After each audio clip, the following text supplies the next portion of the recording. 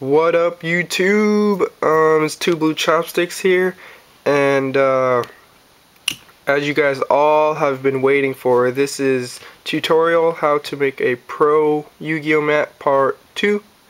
And before I jump into this, guys, I just want to say, remember, this is YouTube history. I'm doing this all for you guys. There's no YouTuber around that's ever done this before. So if you don't mind, hit that subscribe button over there. It only takes like 1 second. And if you haven't, signed up for an account yet, sign up. That only takes 2 seconds. So you're only going to be wasting 3 seconds.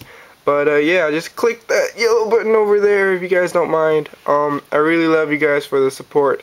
And let's just jump into this real fast because there's a lot to be said. Alright, hopefully you guys have picked a picture that you guys want. Remember, guys, the harder the picture and the more detailed it is, it's just gonna make making the mat that much harder. But really, guys, anything is possible. And again, PM me if you guys have any questions. But remember, the simpler the picture, the easier the mat. So I personally just went to YuGiOh.wikia.com and picked out a picture, and then just right click it and then go to save image as, and then save it wherever you want it.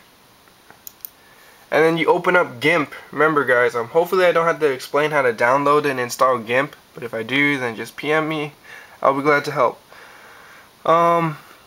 First, we're going to use the rectangle select tool right here in the corner, and you're going to select wherever you want to make the mat with. This obviously is going to be the picture, not the actual card stuff around it. So you select that and you go to select and invert, okay? Because you're not going to delete this picture, you're going to delete the stuff around it, because unless you want to make a stencil of a card. But then you're going to hit delete, Shazam, and then delete the picture, or delete the outside edges of the card, because you don't need that. Then you're going to select the eraser tool, and you can make it bigger or smaller right here, and you're going to start just erasing the background, because you don't really need the background. Unless you want details from the background, then you can use it, otherwise you don't, because it's just going to make the stencil more complicated.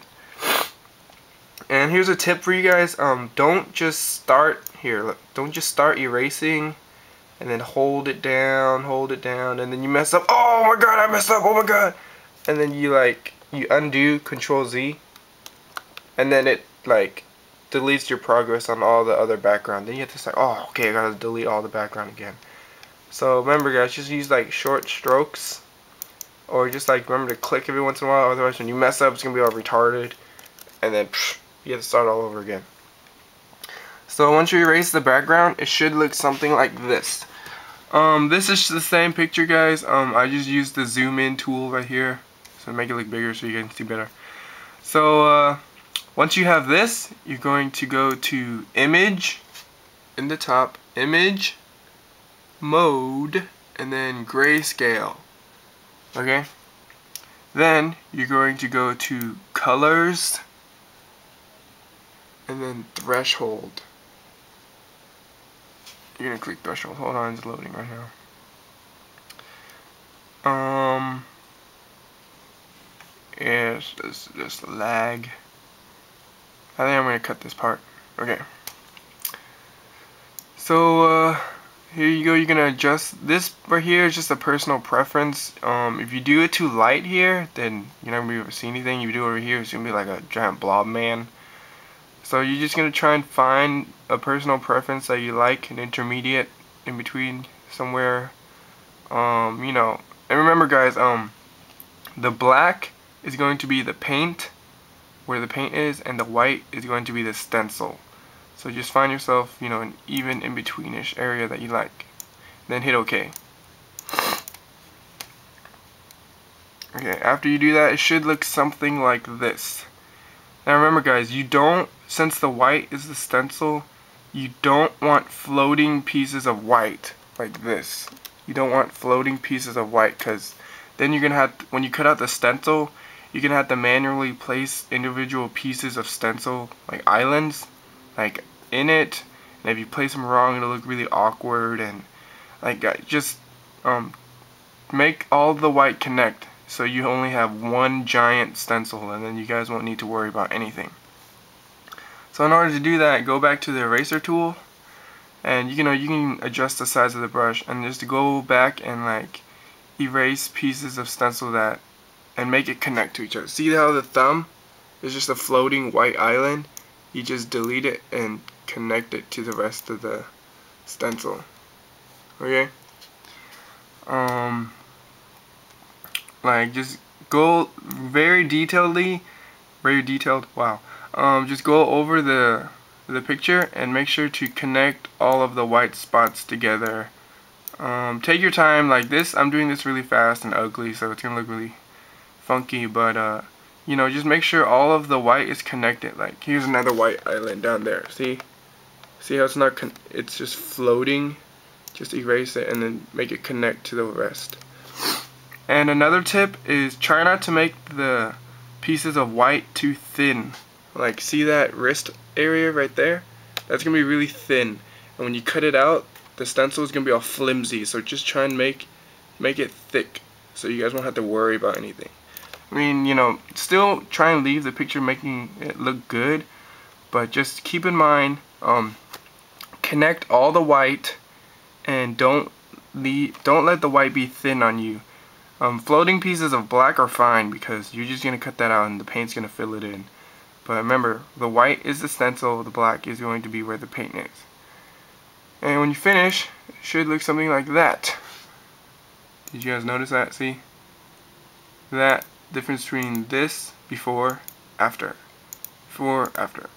Before, after. Okay. So now you're going to scale the image, because right now it's the size of an actual YuGiOh card. So you go to, at the top, you go to Image, Scale Image. And then from this, it's going to say pixels. You just change that to inches. And you change the inches to however big you want. Most likely, when you print it out, it's going to take more than one sheet of paper. I mean, cardstock. But it's okay. All you have to do is just tape it together. So, here's a rule for you guys. Yeah, camera's adjusting, looks funky. That's about what? A foot. That's about what? A foot and a couple inches. So, you guys, and here's the whole mat. That's how big it is compared to the whole mat. You guys basically just adjust it to however you see fit and tape the pieces of cardstock together. It'll be fine, guys, because the X-Acto knife can cut through it fine. You adjust it there, and then you hit scale, and then print it out, and there's your stencil. Now I'm going to cutting. When you're cutting out with the X-Acto knife, be really careful, guys, because I don't want anybody getting injured or getting cut up, going to the hospital. Like, be really careful, because these things are sharp, okay? So be careful. And you use your fine tip marker, and you just go over the edges and make it really smooth. See how the ears are smooth? And see how I erase stuff so the white connects to each other, like up there too. So keep the white connected, guys. And the black is the paint, and the white is the stencil. And ideally, you should have one giant stencil. And you use a fine tip marker against the edges to just connect all of the edges, because they're going to be all jagged like that. And then you fill it in like that. And you don't even have to color it in, but I just do that just to better visualize the stencil. You go like that, and you just fill it in, smooth it out, and then you cut it out. Take your time, guys, because it's going to be pretty hard in some of these jagged areas. Just take your time and be careful, okay? And then remember to tape the stencil together correctly. And if you guys need any help, just PM me. There's going to be a short part 3 of how to spray on the back of it and then tap it onto the mat to spray that. But that's going to be really simple, guys. It will be uploaded the same time as this too. Remember, guys, I'll add annotations to help out you guys. And PM me if you need any help whatsoever. And please rate, comment, and subscribe over there. And I'll see you guys in part 3. Peace.